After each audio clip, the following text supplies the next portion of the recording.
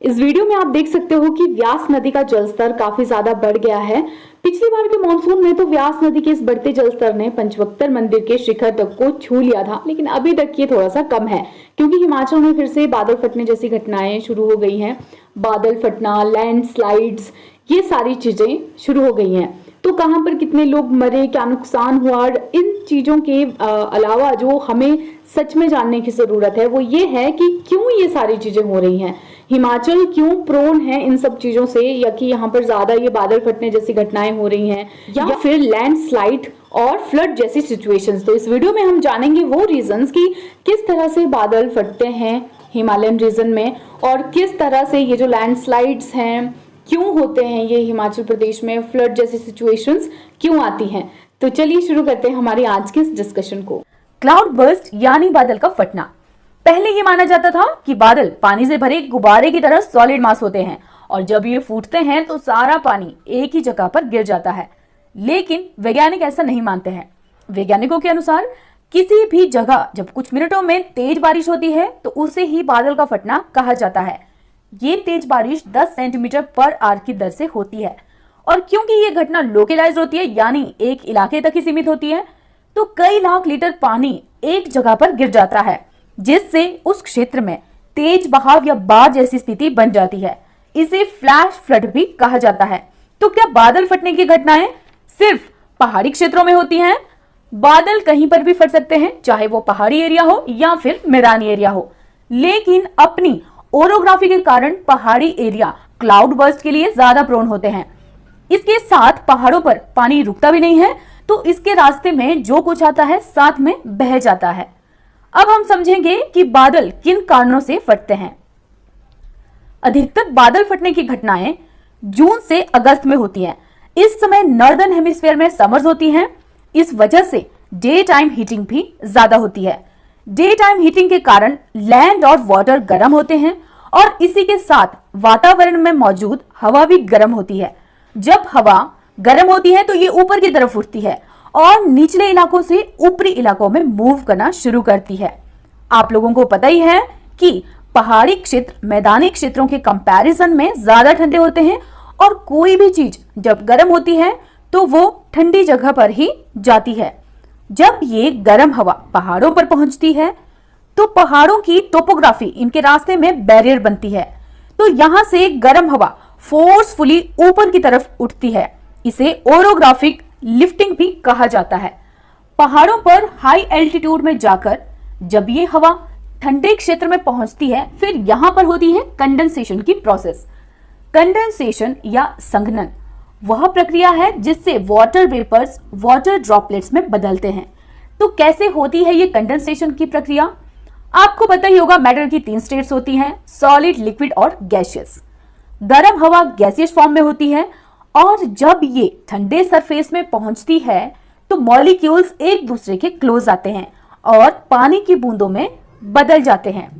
कोई भी चीज जब गर्म होती है तो एक्सपैंड करती है और ठंडी होती है तो कॉन्ट्रैक्ट करती है।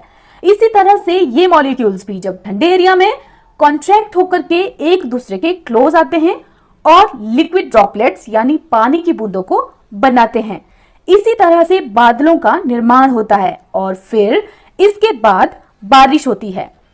कई बार क्या होता है, ये बादल पहाड़ों की चोटियों के बीच में फंस जाते हैं, क्योंकि समर्स में डे टाइम हीटिंग के कारण हवा में नमी भी ज्यादा होती है, यानी कि मॉइस्चर काफी ज्यादा होता है। नीचे से गर्म हवा अपने साथ ढेर सारा मॉइस्चर लेकर के ऊपर की तरफ आती है और एक जगह पर बहुत सारे बादल बन जाते हैं। क्योंकि पहाड़ों की चोटियों की वजह से ये बादल कहीं पर भी मूव नहीं कर पाते हैं, पहाड़ों की चोटियां ऑब्स्टेकल एक्ट करती हैं और एक जगह पर टाइटली पैक होकर के रह जाते हैं। उस समय उस जगह पर तापमान भी कम होता है और स्लो विंड्स भी चली होती है, जिससे कि रैपिड कंडेंसेशन होती है। फटाफट बादलों में नई बूंदों का निर्माण होता है, जिससे बादलों की डेंसिटी बढ़ जाती है और बहुत सारे बादल एक ही जगह पर और इसी को ही बादल का फटना कहते हैं। अब हम जानेंगे कि क्यों लैंडस्लाइड्स वगैरह और फ्लड वगैरह हिमाचल में होते हैं। हर जगह तबाही का मंजर, गिरते घर, टूटी सड़कें, गिरते हुए पहाड़। इस नज़ारे को देख कर के आज हम लोग इतने हैरान क्यों हैं? ये तो हमारी सालों की गई हुई मेहनत है जो आज अपना रिजल्ट दिखा रही है। क्या सालों से इसके लिए जिम्मेवार जो भी कारण है उनके लिए हमें चेतावनी नहीं दी जा रही है?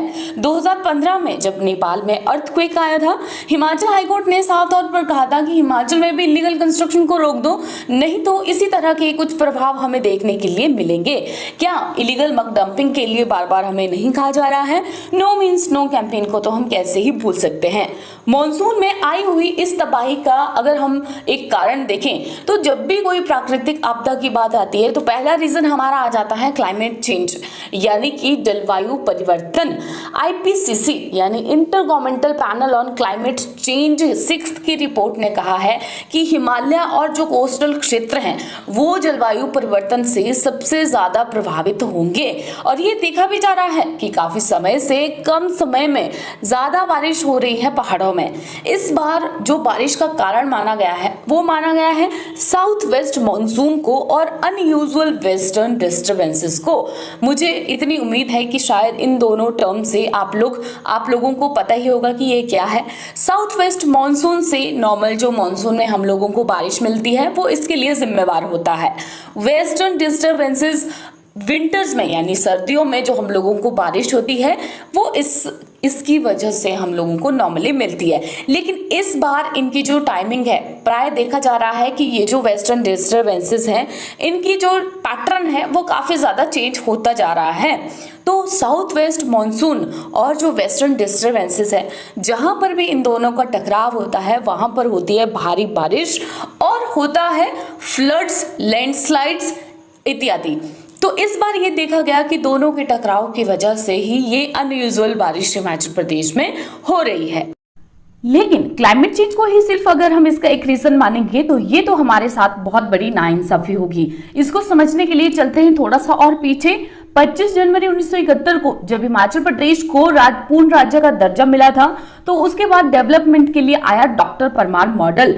इस मॉडल ने मानव संसाधनों पर यानी ह्यूमन रिसोर्सेज पर मजबूत जोर दिया, अनुकरणीय एग्जाम्पलरी भूमि सुधार के और सामाजिक कल्याण के लिए निवेश किया। इसी का ही परिणाम था कि सामाजिक विकास सूचकांक यानी कि सोशल डेवलपमेंट इंडाइसेस में सेकंड रैंक हिमाचल प्रदेश को मिला। 1980 तक लगभग हर घर में बिजली पहुंचाई गई थी, बहुत सारे स्कूल खोले गए थे, हेल्थ केयर सेंटर खोले गए थे, जिससे कि दूर दराज के क्षेत्रों को भी एक बेहतर जुड़ाव महसूस हुआ। लोगों का सेब और सब्जियों के उत्पादन के प्रति झुकाव बढ़ गया, जिसकी वजह से आर्थिक और सामाजिक जीवंतता आई। फिर 90 के दशक में आया लिबरलाइजेशन का दौर। लिबरलाइजेशन के इस दौर में केंद्र सरकार ने साफ तौर पर मांग की थी कि राजकोषीय प्रबंधन के लिए आप लोग खुद ही अपने संसाधन उत्पन्न करें। मतलब अब हम आपकी इतनी हेल्प नहीं कर पाएंगे, आपको खुद के रिसोर्सेज डेवलप करना पड़ेंगे। लेकिन हमारे जैसे छोटे से हिली स्टेट में रिसोर्सेज के नाम पर क्या था? अगर हमारे पास थे तो वो थे नेचुरल रिसोर्सेज, जैसे कि हमारे जंगल, पानी हो गया, टूरिज्म हो गया, सीमेंट प्रोडक्शन हो गया। अगर हमें अपने रिसोर्सेज को डेवलप करना था तो इन्हीं सारी चीजों को हमें बेचना था। यानी कि अब आप क्लियर शिफ्ट देख सकते हो, हमारे विकास मॉडल के ऊपर, डेवलपमेंट मॉडल के ऊपर शिफ्ट आ गया। यह आया ह्यूमन रिसोर्सेज से नेचुरल रिसोर्सेज की तरफ। विकास के इस नए मॉडल में सबसे पहले बदला हमारा क्रॉप पैटर्न, जो कि ट्रेडिशनल सीरियल फार्मिंग से आ गया कैश क्रॉप इकोनॉमी की तरफ। अब हमको वो फसलें उगानी थी जो कि हमें पैसे दे सके, यानी कि मंडी में ले जाकर के इनको बेचना भी होगा, तो ट्रांसपोर्टेशन की फैसिलिटी हमें चाहिए। दूर दराज के क्षेत्रों में पहुंचाए जाने लगे फिर रोड्स, और इन रोड्स को जल्दी जल्दी बनाया जाने लगा। रोड्स तो हमने बना लिए, हमने लोगों तक वो फैसिलिटी तो पहुंचा दी, लेकिन इन रोडों को बनाने की इस प्रोसेस को कैसे किया जाए प्रॉपर इंजीनियरिंग असेसमेंट के साथ, इस बात का ध्यान हम लोगों ने नहीं रखा। और इस रोड से जो मलबा निकलता है उसके लिए ना ही हमने प्रॉपर ड्रेन्स बनाए, ना कोई डेजिग्नेटेड एरियाज बनाए उसको फेंकने के लिए। उसको हमने यहाँ वहां जहां तहां हमें जगह दिखी हमने उसे फेंक दिया, जैसे कि नदियों के किनारे पर। दूसरी चीज जो हमारे पास बेचने के लिए थी वो था पानी। पानी को हम कैसे बेचें? पानी को हम बिजली बना करके बेच सकते हैं, जिसके लिए अनियंत्रित तौर पर हाइड्रो इलेक्ट्रिक पावर प्रोजेक्ट्स को बनाना पड़ा। बहुत सारे हाइड्रो इलेक्ट्रिक पावर प्रोजेक्ट्स जो हैं वो बनने लगे, जिसने कि हमारे पहाड़ की नदियों को मात्र धाराओं में बदल दिया।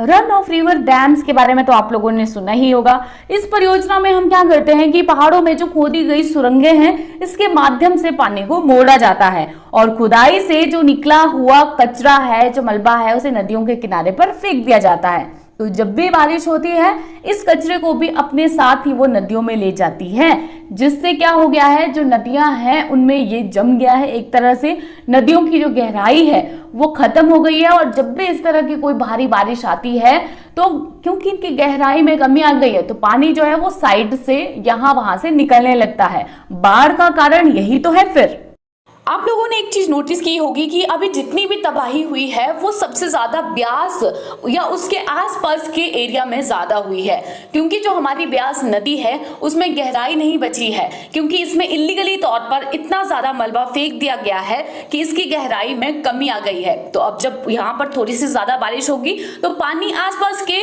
जो रेजिडेंशियल एरिया है वहीं पर घुसेगा और पानी कहां पर जाएगा। फिर जब national highway authority of India Kiratpur Manali highway का चौड़ीकरण यानी उसकी वाइडनिंग कर रहा था, तो एक बर्निंग इशू स्टेट में बन गया था, जहां पर हिमाचल प्रदेश के हाईकोर्ट ने national highway authority of India को कहा था कि आपने जो भी बिलासपुर डिस्ट्रिक्ट में इलीगली तौर पर ये मलबा यानी कूड़ा कचरा ये सब फेंका है उसको आप हटा दें। हाइड्रो इलेक्ट्रिक पावर प्रोजेक्ट से होने वाले नुकसान को आम आदमियों तक ने पहचान लिया। उन्होंने, जैसे कि आप लोगों ने न्यूज़पेपर में पढ़ा होगा, no means no campaign, Kinnaur वासी जो आम लोग थे उन्होंने ये कैंपेन चलाया। नो मीन्स नो कैंपेन का सिंपल सा इतना मतलब था कि हम लोगों को ये हाइड्रो इलेक्ट्रिक पावर प्रोजेक्ट्स आप ज़्यादा अनकंट्रोल्ड वे में यहाँ पर मत बनाओ, क्योंकि अगर आप बनाओगे तो हम आपको वोट नहीं देंगे। इसी वादे पर लोगों को उन्होंने वोट दिए थे कि वो हाइड्रो पावर प्रोजेक्ट्स को बंद करा देंगे किन्नौर में बनना। अगली चीज जिसे हम बेच सकते थे वो थी हमारी पहाड़ों की खूबसूरती। अब हमारी खूबसूरती को देखने के लिए अगर लोग बाहर से आएंगे तो भी हमारी अर्थव्यवस्था में सुधार होगा। तो हमारे पहाड़ों की इसी खूबसूरती को देखने के लिए बहुत सारे लोग आए। इसके लिए भी हमने वाइडनिंग ऑफ रोड्स यानी कि सड़कों का चौड़ीकरण शुरू किया। बहुत सारे अलग अलग रोड्स भी बनाने शुरू किए उन जगहों में, जैसे कि आप लोगों को पता ही है कि इस तरह की बहुत सारी जगहें हिमाचल प्रदेश में है, अनएक्सप्लोर्ड जगह हैं जो कि काफी ज्यादा खूबसूरत है। वहां के लिए रोड्स बनाने शुरू किए। रोड बनाना गलत बात नहीं है, लेकिन विदाउट प्रॉपर इंजीनियरिंग असेसमेंट यानी बिना किसी इंजीनियरिंग मूल्यांकन के अगर आप रोड्स बनाओगे और जिस तरीके के बनने चाहिए उस तरीके के नहीं बनाओगे, इनके मक डंपिंग के लिए प्रॉपर ड्रेन्स नहीं बनाओगे, तो ये फिर एक नुकसान वाली बात होगी। ट्रेडिशनली देखा जाता है कि जो पहाड़ी एरियाज होते हैं वहां पर जब आप रोड बनाते हो तो पहाड़ी जो रीजन होते हैं उनको वर्टिकली स्लिट नहीं किया जाता है, वर्टिकली तौर पर नहीं काटा जाता है। लेकिन अगर आप मनाली शिमला में 4 लेन रोड्स को देखोगे तो उन्हें वर्टिकली ही काटा गया है, जिससे रोड्स को नुकसान पहुंचा है, उसके आसपास की जगहों को नुकसान पहुंचा है और बहुत बड़े बड़े लैंडस्लाइड्स भी वहां पर आए हैं। बिलासपुर, सोलन, चंबा जैसे बड़े जिलों में सीमेंट प्लांट्स की स्थापना की गई है। सीमेंट प्लांट्स नेचुरल लैंडस्केप को बदल देते हैं और इससे जो वेजिटेशन हटती है उससे भूमि की पानी सोखने की क्षमता लगभग खत्म सी हो जाती है। विकास के इस नए मॉडल से हमारे पास पैसे तो आए, लेकिन अगर इंसान ही नहीं बचेंगे तो इन पैसों का हम लोग क्या करेंगे। 25,000 लोगों के रहने के लिए बनाया गया जो शिमला घर है हमारा, अगर उसमें 3 लाख लोग आकर के रहने लगेंगे तो वो घर तो हिलेगा ही और फिर गिरेगा भी। विकास अगर हम लोगों को अपने राज्य में चाहिए तो ये सब चीजें जैसे रोड्स बनाना, बिजली को बेचना, कैश क्रॉप इकोनॉमी जरूरी भी है, लेकिन अगर इनको कुछ सावधानियों के साथ हम लोग करेंगे तो रेवेन्यू तो आएगा ही, पैसे आएंगे और इंसान भी हमारे बच जाएंगे।